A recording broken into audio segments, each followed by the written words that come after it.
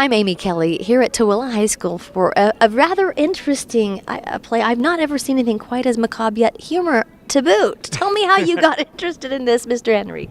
Well, we are doing Sweeney Todd, the school edition, and we open February 23rd, Monday, and we close Monday, March 2nd. I would have never thought, starting my career 15 years ago, that I would ever do this show. Tell me what kind of held you off on that. Other than the fact that we're talking about meat pies that have an interesting ingredient. This is not the Colonel's secret recipe. This is something else. Well, I fell in love with this show. I saw it in New York, clear back in 1979 when it was brand new, okay? And fell in love with it. All of these kids grew up watching the Angela Lansbury version and singing along with the soundtrack, and they love this show. They know every lyric, you know? And so they'd always say, oh, come on, Henry, let's do it. No, it's a little bit too dark. Come on, please. Every year they kept begging me. Anyway, sometime after the movie, and they took a lot of liberties with the movie, and so a lot of people who didn't know the stage play thought, okay, too violent. Right. But Tim Burton does that in his movies, Anyway, shortly after that, they came up with the school edition, and it's a little bit more tame, a little bit less macabre. How did you cast the leads for this? Was it hard to find just the right look? Because they look perfect for it. Well, when the kids have dreamed of this role all of their lives and they come to auditions with every lyric memorized, it makes casting a little bit easier. And how long have you guys been practicing to this point? We actually had auditions before Christmas, and then we just gave them their music and their scripts, and then we started rehearsal when we came back from Christmas break. Now, you said something that I found very unique in your marketing scheme here. You're going to actually be selling real meat pies at the show? Yes, Act 1 ends with the song about the meat pies and what's in them, and then we go to intermission, and then the announcer will announce that there are lots of goodies for sale during intermission in the lobby, as well as meat pies. Very unique, I would say. A fun take on it, and I love pie, so I said you had me at pie. I'll be here for that. Well, there'll be fruit pies for the vegetarians, okay?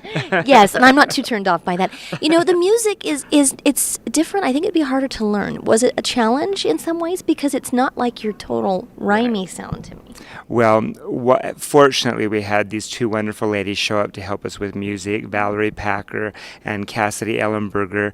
They have been in lots of shows here in the community, very, very skilled, and the kids knew the lyrics, but they helped them start to sing correctly, because singing Sondheim is very difficult. He likes to torture us, torture the audience, torture the actors, with his weird songs and his strange lyrics and his, strange haunting music. And then finally the arias come, and you're so glad you waited, When it's beautiful, it's so beautiful, but when it's haunting and weird, it's so weird, And that's what Sondheim does in all of his shows, that's what he's famous for. He is definitely. And so out of all the acts, which would you say are some of your favorite?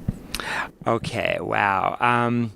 Every time Toby sings "Not While I'm Around," I start to, I've seen it 1,000 times now, but it makes me bawl every time.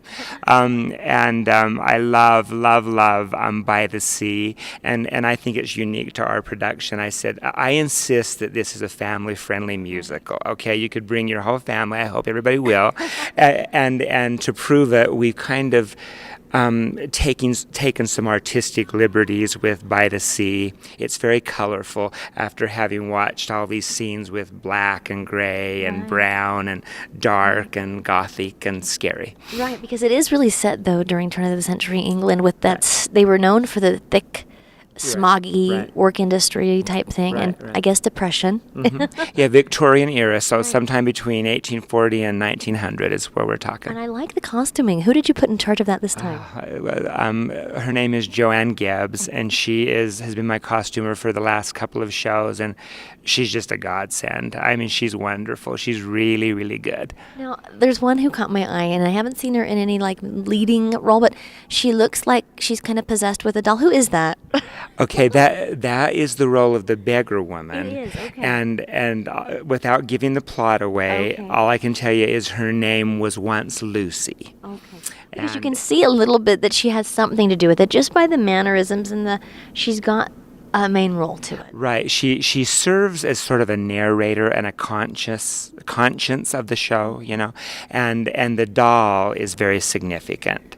The little blonde, freckly doll is later when you figure it out, you just go, you know. Well, I can't wait to come and watch and see it all unravel for me and develop and eat a pie to boot. There you go. Very well done. You know, it's not just comedy. It is a profound message of redemption and obsession and what happens when you give in to your obsessions. And it's a strong message. It really is a beautifully written story, you know. And everywhere I've gone to put up posters, usually I put them up there, I'll say, yeah, we'll put that up. But this show, they go, wow, Sweeney Todd, I love this. So, yeah, I mean... So well received in the community. Well received. I mean, people have wanted to do this show for a long time, and thanks to a more tame, civil school edition, it's possible. Well, I'm really excited to see that, and I'm glad that you've made it family friendly. I know that's a big deal in the community, and people love to come and support and have their families out